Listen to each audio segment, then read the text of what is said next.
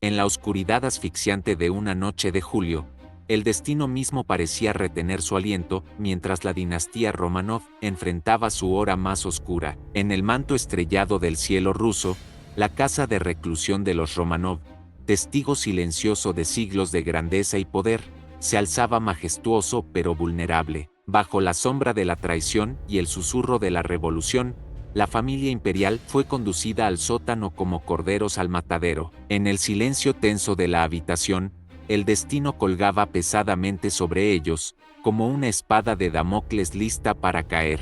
Yurovsky les informó que los enfrentamientos entre las fuerzas bolcheviques y las contrarrevolucionarias amenazaban la ciudad, y que, por su propia seguridad, debían bajar al sótano. Nicolás II, cargando al zarévich en brazos, aún con la majestuosidad de su linaje, se sentó junto a su esposa, la zarina Alejandra, quien mantenía la compostura con una dignidad desgarradora, su familia y los 4 sirvientes que les quedaban, el médico de la familia, la doncella de la emperatriz, el cocinero y el criado bajaron al sótano. Reunidos en una habitación pequeña y vacía, aún no parecían ser conscientes de su destino. La habitación era un santuario de desolación, envuelta en un manto de frío y silencio que parecía congelar hasta el más mínimo susurro. Las paredes recubiertas con papel de colgadura, cubiertas de un velo de humedad, emanaban una sensación de abandono y desesperanza, mientras las sombras se retorcían en los rincones oscuros como espectros del pasado. Se acomodaron sillas para Alejandra y Nicolás,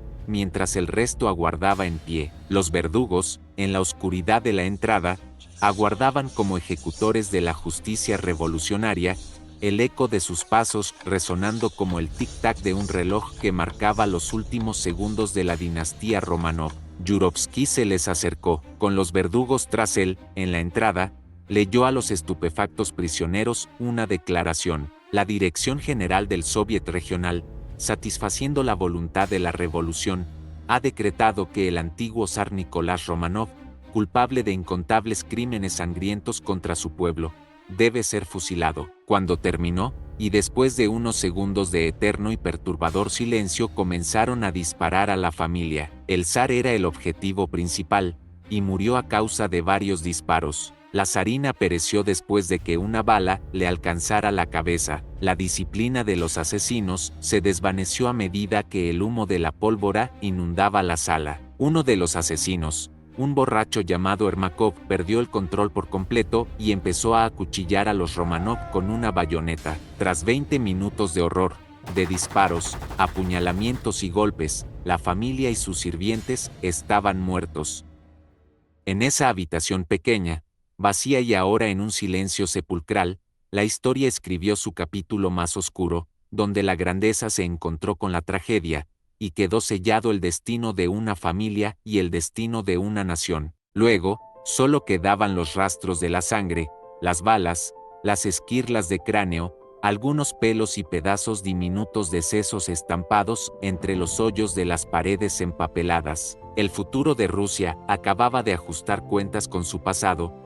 Una turba roja de bolcheviques, encabezada por Yakov Yurovsky, un marxista ferviente y torpe, acababa de masacrar a tiros y bayonetazos a la familia imperial. Fue el final de los Romanov, la anquilosada dinastía que gobernó todas las Rusias por más de 300 años. Los 11 cadáveres fueron cargados en un camión, dando inicio a un proceso caótico para deshacerse de los restos. Inicialmente, los dejaron en una mina poco profunda conocida como Ganina Yama, donde los bolcheviques intentaron destruirlos con granadas. Sin embargo, el pozo quedó indemne y los cuerpos fueron retirados rápidamente. Durante el traslado a una nueva ubicación para el entierro, el camión se atascó en el fango, lo que llevó a la extracción de 2 de los cuerpos, presumiblemente los de Alexei y María, que fueron desechados en un bosque cercano. Los otros 9 cuerpos fueron sometidos a un proceso en el que fueron empapados en ácido,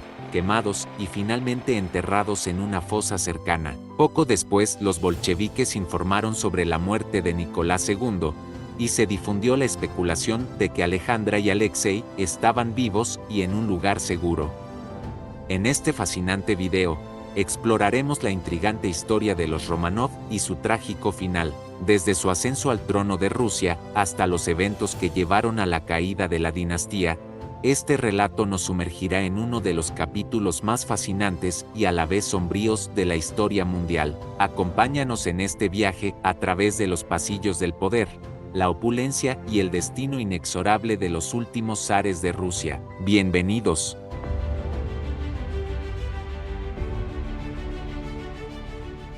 La revolución irrumpió en Rusia, provocando una sacudida en los fundamentos del imperio. Un mes después, Nicolás II, quien había gobernado como el emperador y autócrata de todas las Rusias, renunció a su trono y pasó a ser conocido simplemente como Nicolás Románov.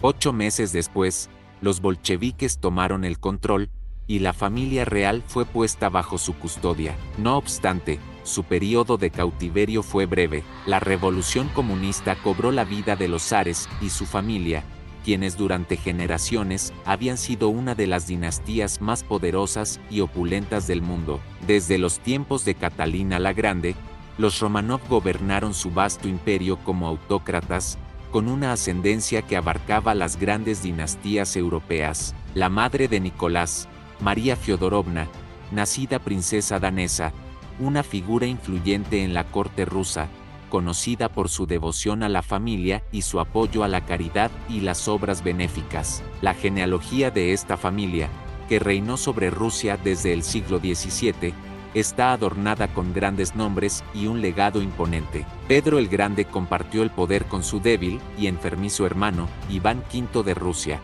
Durante su reinado, llevó a cabo un audaz proceso de modernización a través de la occidentalización y expansión, transformando a la Rusia moscovita en una de las principales potencias europeas. Conocido por sus reformas, Pedro el Grande buscó modernizar Rusia, influenciado significativamente por consejeros occidentales. Reestructuró el ejército ruso según los estándares europeos de la época y aspiró a convertir a Rusia en una potencia marítima. A pesar de enfrentar una fuerte oposición interna a sus políticas, Pedro no toleró ningún desafío a su autoridad y suprimió brutalmente cualquier forma de rebelión. Pedro I realizó un viaje secreto a Europa conocido como la Gran Embajada, cuyo objetivo era establecer alianzas con potencias europeas contra el Imperio Otomano. Durante su estancia en Europa, se dice que Pedro el Grande visitó bibliotecas y asistió a conferencias universitarias. En Prusia, se dedicó al estudio de la artillería, mientras que en Holanda e Inglaterra se instruyó en la construcción naval. En Londres, incluso tuvo la oportunidad de visitar el Parlamento, ampliando así su conocimiento sobre las instituciones políticas extranjeras. Sin embargo, su viaje se vio abruptamente interrumpido debido a una revuelta de la Guardia Streltsí en Moscú. La rebelión fue motivada en parte por el escaso salario, las duras condiciones de las marchas y el alejamiento de sus familias, pero también por el deseo de reinstaurar en el trono a Sofía, hermana de Pedro. Pedro respondió con contundencia, liderando personalmente al ejército gubernamental para sofocar la insurrección. Más de 1000 personas fueron ejecutadas y otras 700 sufrieron torturas y exilio como castigo. Según los registros históricos, el zar incluso habría decapitado personalmente a 5 prisioneros. Además, se prohibió a las familias de los Streltsí brindarles alimento y agua, lo que resultó en su condena indirecta a la muerte. Pedro el Grande es recordado no solo por su firmeza en el enfrentamiento con sus enemigos, sino también por liderar significativas reformas que modernizaron Rusia, profundamente influenciadas por su conexión con Europa. Entre sus reformas más destacadas, Pedro introdujo el calendario juliano, adoptando el 1 de enero como el año nuevo y dejando atrás las tradiciones rusas anteriores. Asimismo, promovió la costumbre europea de decorar árboles de Navidad. Además, impuso el estilo europeo de vestimenta entre las clases altas y ordenó afeitarse el bigote y la barba a los miembros de su corte y oficiales,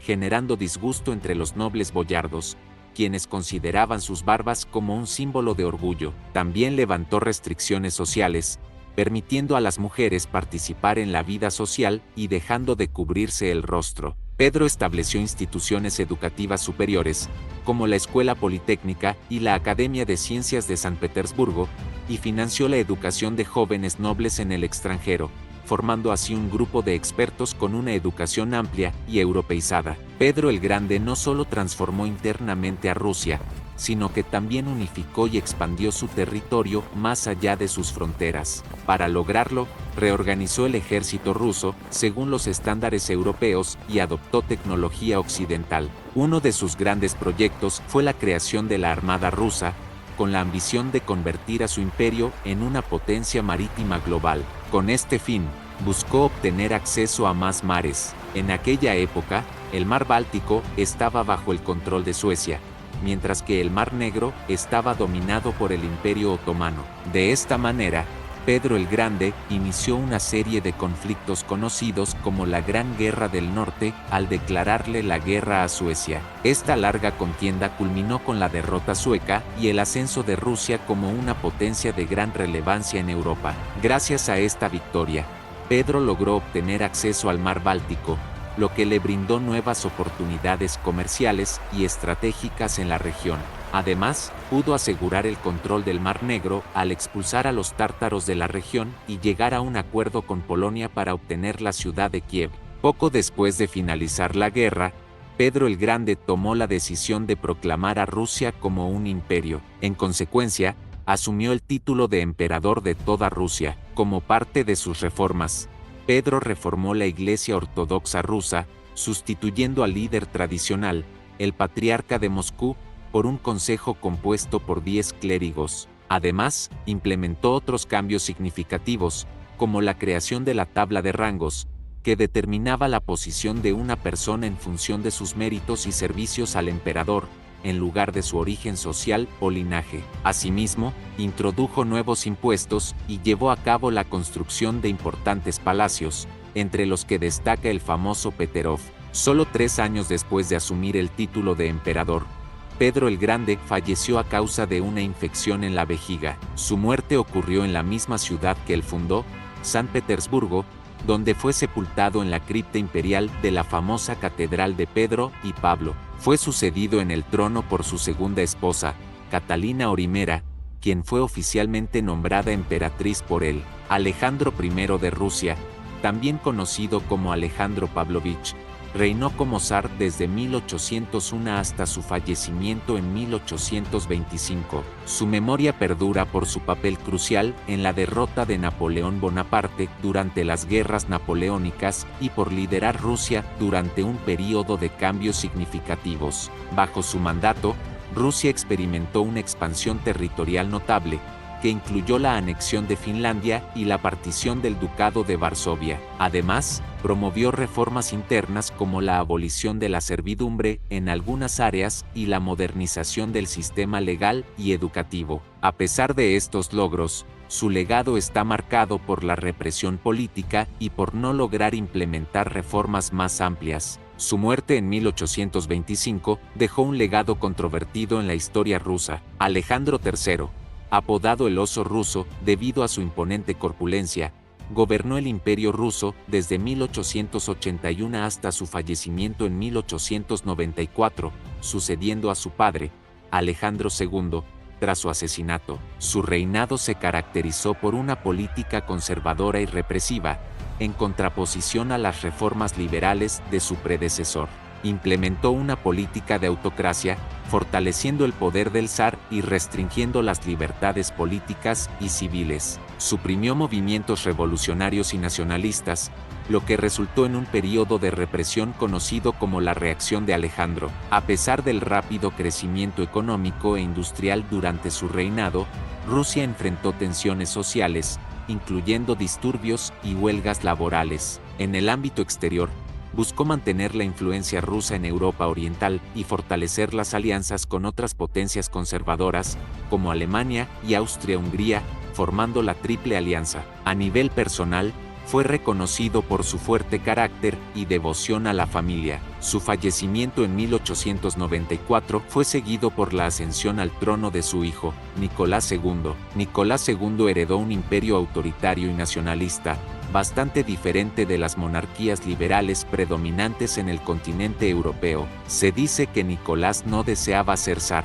Su matrimonio con la princesa Alejandra, realizado mientras la corte aún estaba de luto, fue visto por muchos como un presagio negativo. Alejandra llevaba consigo la hemofilia, conocida como el mal de la sangre, aunque lo que nunca le perdonaron los campesinos rusos fue su ascendencia alemana. A Nicolás y a Alejandra se les ha atribuido una vida lujosa, llena de riquezas. Como líder, Nicolás enfrentó pocos éxitos durante su reinado. La humillación por la derrota en la guerra ruso-japonesa fue un punto crítico. Esta guerra fue desencadenada por la rivalidad entre el Imperio ruso y el Imperio japonés por el control de Corea y Manchuria, así como por la expansión imperialista en el este asiático. Se libraron importantes batallas tanto en tierra como en el mar. A pesar de que Rusia era considerada una gran potencia militar, su ejército sufrió una serie de sorprendentes derrotas ante el ejército japonés, que estaba mejor preparado y tenía una estrategia más efectiva. La batalla de Tsushima fue especialmente significativa, ya que la flota rusa del Báltico fue prácticamente destruida por la flota japonesa, debilitando considerablemente la capacidad naval de Rusia en la región. El conflicto llegó a su fin con la mediación de Estados Unidos. Este tratado estableció la paz entre Rusia y Japón, reconociendo la influencia japonesa en Corea y Manchuria. La firma del tratado representó un golpe duro para la imagen de Rusia como una potencia militar dominante. El Domingo Sangriento fue un trágico suceso que tuvo lugar en San Petersburgo, Rusia, durante una manifestación pacífica liderada por el sacerdote ortodoxo Georgi Gapon, compuesta principalmente por trabajadores y sus familias,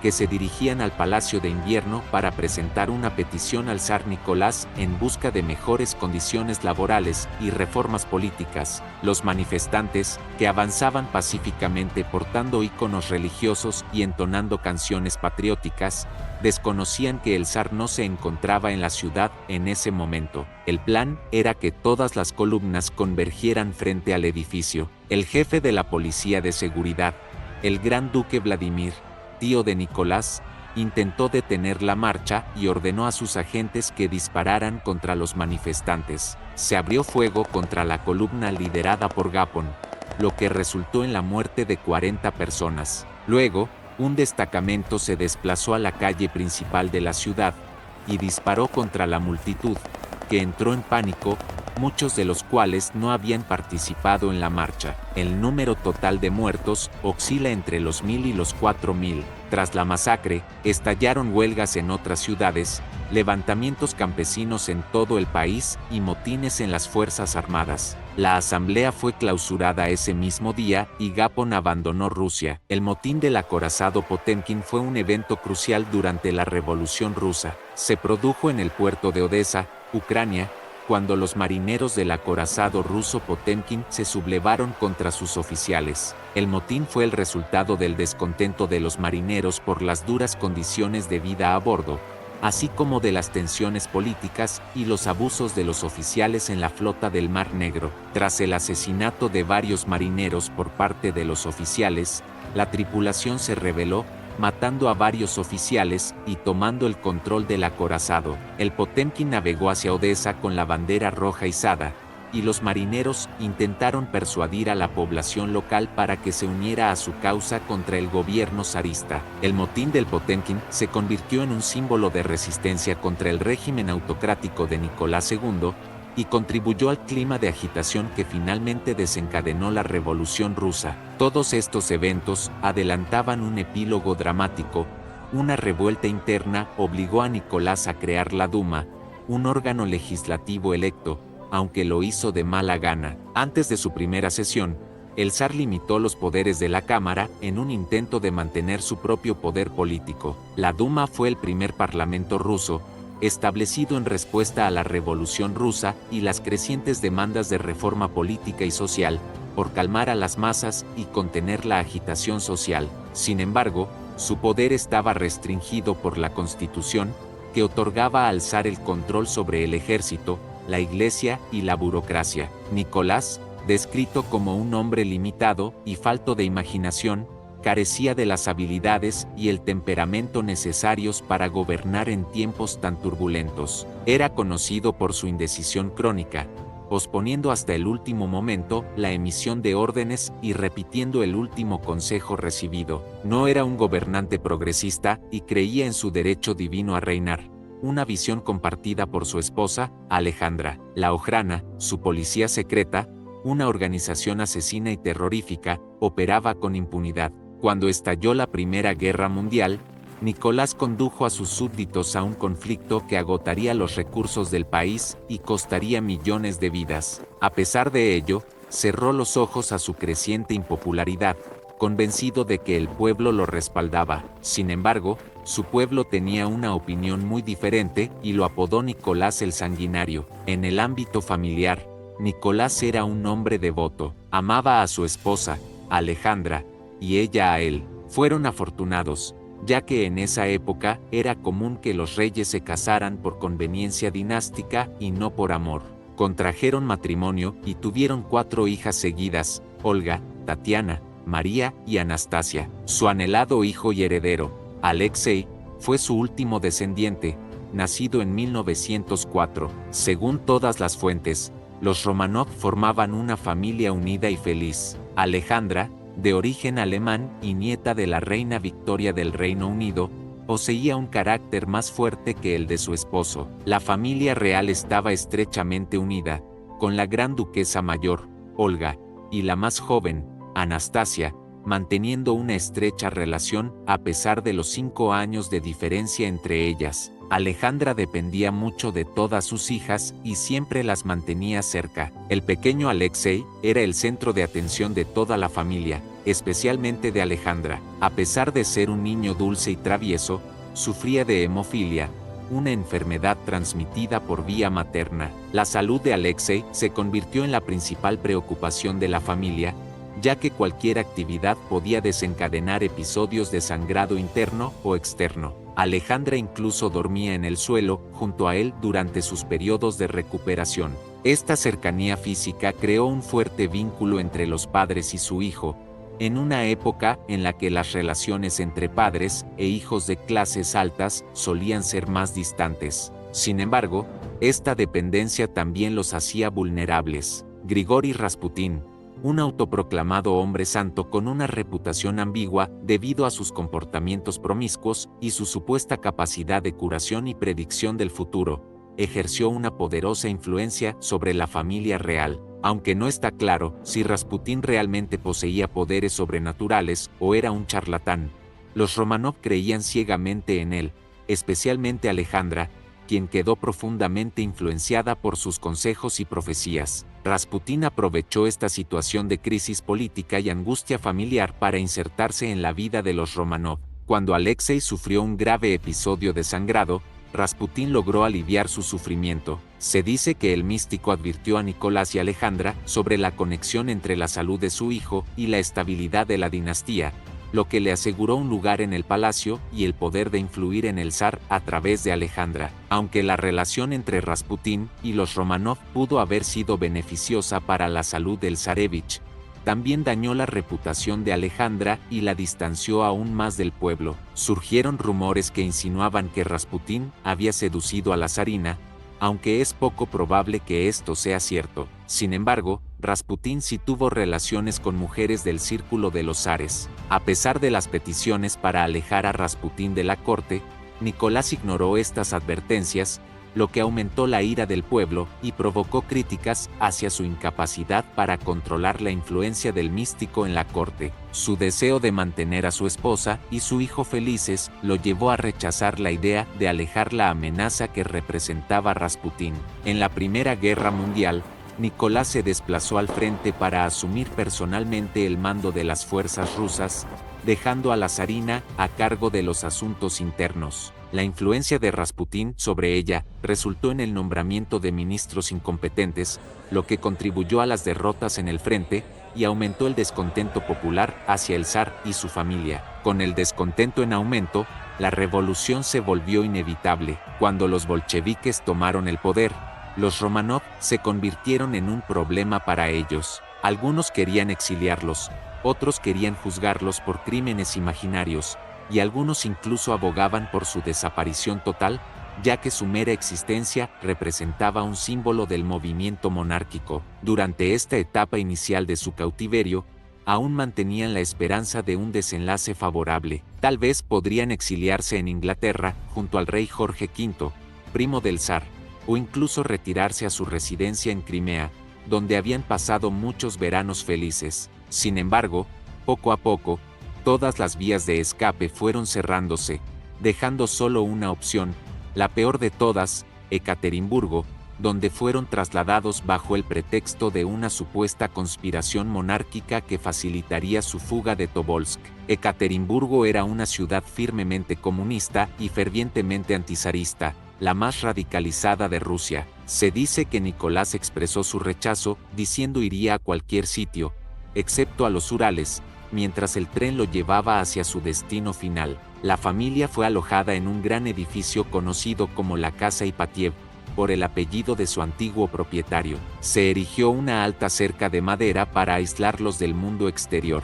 Sin embargo, dentro de este recinto, los Romanov tenían un jardín donde hacer ejercicio. Aunque el hombre a cargo, Avdeev, era corrupto, se informaba que sus hombres saqueaban a los Romanov sin disimulo, no mostraba crueldad. Los guardias eran personas comunes, reclutadas en fábricas locales. Con el tiempo, los Romanov llegaron a establecer cierta familiaridad e incluso amistad con sus guardianes. La situación cambió rápidamente cuando los bolcheviques locales reemplazaron a Avdeev por Yakov Yurovsky, quien sería el responsable de planificar el asesinato de la familia Romanov. Yurovsky puso fin a los pequeños robos tolerados por su predecesor y estableció un régimen mucho más severo, reclutando guardias más disciplinados y estrictos. Aunque mantuvo una relación distante pero profesional con Nicolás y Alejandra, incluso mientras preparaba su ejecución, parecía caerle bien a Nicolás, quien una vez más se equivocaba en sus juicios sobre las personas. A pesar de los intentos de su familia danesa y de la intervención diplomática desde España por parte de Alfonso XIII, así como de los esfuerzos de su primo, el rey de Inglaterra, ante el gobierno de Georgi para facilitar su rescate, nada resultó posible. Después de casi 80 días de encierro en la Casa Ipatiev, los bolcheviques ejecutaron a la familia imperial. Miguel Romanov, hermano menor del zar y deportado en Perm, había sido asesinado unos días antes por un grupo de chequistas. La gran duquesa Isabel, hermana de la zarina y viuda del gran duque Sergio, que se había convertido en religiosa, fue fusilada en una mina de Alapayevsk junto con 3 de sus sobrinos durante ese mismo verano. Fueron pocos los Romanov que lograron sobrevivir a la orden de exterminio y a la posterior guerra civil. La madre del zar, María Fiodorovna, pudo hacerlo al encontrarse en Crimea en ese momento. Salió de Rusia, navegando por el Mar Negro hacia Londres. Su hermana, la reina Alejandra del Reino Unido, tuvo que convencerla de que ya no era seguro permanecer allí. Luego se estableció en Copenhague, su tierra natal. Las 2 hermanas de Nicolás también lograron salvarse. En Crimea, donde también se encontraban, fueron puestas bajo arresto domiciliario y condenadas a muerte. Sin embargo, el avance de las fuerzas alemanas y la posterior toma de control por parte de la Entente de los puertos del Mar Negro permitió que pudieran escapar. La gran duquesa Xenia fue evacuada en un buque de guerra británico y se estableció en Inglaterra hasta su fallecimiento. La gran duquesa Olga decidió permanecer en territorio controlado por los rusos blancos, pero terminó en un campo de refugiados en Estambul y luego en Belgrado. Finalmente, se estableció en Dinamarca, aunque durante la ocupación nazi en la Segunda Guerra Mundial, se trasladó a Canadá. Ambas Romanov tienen descendencia. Un par de historiadores aficionados descubrieron unas tumbas cerca de Ekaterimburgo, pero el hallazgo se mantuvo en secreto hasta después de la caída de la Unión Soviética. Entonces, en 1991, se exhumaron los restos de 9 personas, que después se analizaron e identificaron como los de Nicolás, Alejandra, Olga, Tatiana, Anastasia y sus 4 sirvientes. Los restos de la familia fueron enterrados en San Petersburgo, en la Catedral de San Pedro y San Pablo,